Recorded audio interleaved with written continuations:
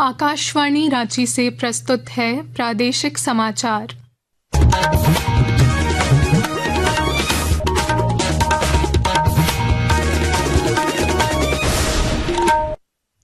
नमस्कार, प्रादेशिक समाचारों के साथ मैं Akshara Akshay. Skill India mission की आज 10वीं वर्षगांठ मनाई जा रही है। वर्ष 2015 में प्रधानमंत्री नरेंद्र मोदी ने इस योजना की शुरुआत की थी, जिसका उद्देश्य युवाओं को रोजगार, उद्यमिता और स्थायी आजीविका के लिए उद्योग संबंधित कौशल प्रदान करना है। कौशल विकास एवं उद्यमिता मंत्री जयंत चौधरी ने विभिन्न क्षेत्रों में व्यावहारिक रोजगार परक कौशल के माध्यम से युवाओं को सशक्त बनाने के लिए सरकार की प्रतिबद्धता दोहराई।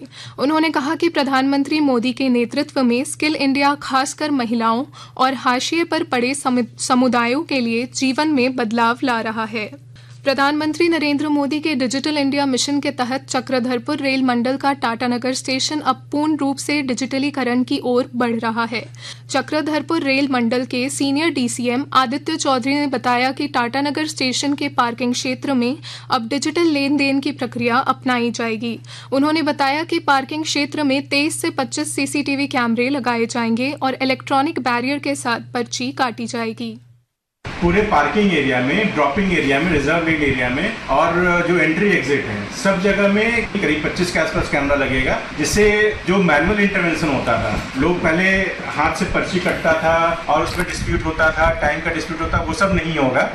राज्य के परिवहन मंत्री दीपक बिरुआ आज रांची में विभाग के कार्यों की समीक्षा कर रहे हैं।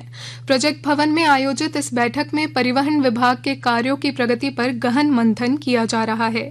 इसके साथ ही राजस्व वसूली के लक्ष्य को हासिल करने पर भी चर्चा हो रही है। राज्य के शिक्षा मंत्री रामदास सोरेन और झामुमो सांसद विजय हांसदा आज पूर्णिया जाएंगे। पिछले दिनों पूर्णिया में अंधविश्वास में आदिवासी परिवार के 4 लोगों की निर्मम हत्या पर मुख्यमंत्री हेमंत सोरेन ने संज्ञान लिया है।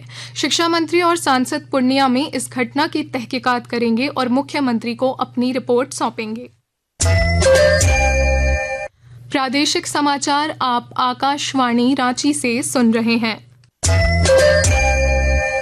रांची स्थित मारवाड़ी कॉलेज में आज 5वां ग्रेजुएशन सेरेमनी का आयोजन किया गया। राज्यपाल सह कुलाधिपति संतोष गंगवार ने सेरेमनी का उद्घाटन किया। इस मौके पर उन्होंने बच्चों को प्रमाण पत्र से सम्मानित किया।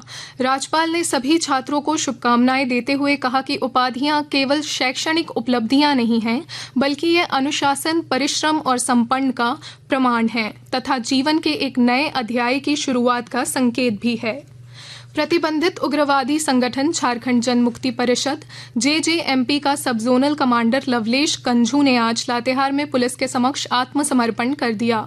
लवलेश पर सरकार की ओर से 5 लाख रुपए का इनाम भी घोषित है। वह बालूमाथ थाना क्षेत्र के बालूगांव का रहने वाला है। हजारीबाग के उपायुक्त शशि प्रकाश सिंह ने आज बंदोबस्त पदाधिकारी का अतिरिक्त प्रभार ग्रहण कर लिया। उन्होंने बंदोबस्त कार्यालय पहुंचकर कार्यों की समीक्षा की एवं अधिकारियों, कर्मचारियों से विभागीय कार्यप्रणाली की विस्तृत जानकारी प्राप्त की। इस मौके पर उन्होंने बंदोबस्त से संबंधित अभिलेखों के सुरक्षित एवं व्यवस्थित संधारण के निर्देश अधिकारियों को दिए। बोकारो जिले में लगातार हो रही बारिश का असर खेती किसानी पर भी पड़ा है। धान के बीज खराब होने लगे हैं, जिससे किसानों की चिंता बढ़ गई है। और जानकारी दे रहे हैं हमारे संवाददाता।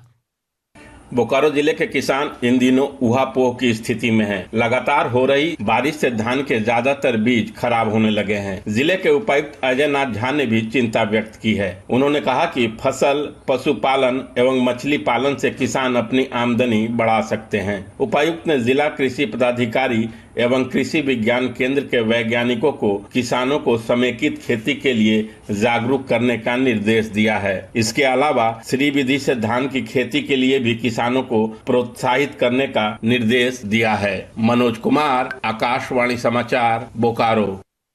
सरायकेला खरसावा जिले के civil surgeon doctor सरेयू Prasad Singh ने आज सरायकेला सदर अस्पताल का औचक निरीक्षण किया। निरीक्षण के क्रम में उन्होंने अस्पताल के आउटडोर इंडोर इमरजेंसी पूछताछ केंद्र, पंजीकरण केंद्र, डायलिसिस सेंटर, ब्लड बैंक और आईसीयू का जायजा लिया। इस दौरान सिविल सर्जन ने अस्पताल परिसर में जल जमाव और गंदगी को लेकर गहरी नाराजगी जताई। इसके साथ ही आकाशवाणी रांची से प्रादेशिक समाचार का ये बुलेटिन समाप्त हुआ। अगला प्रादेशिक मुख्य समाचार शाम 4 बजे प्रसारित किया जाएगा। नमस्कार।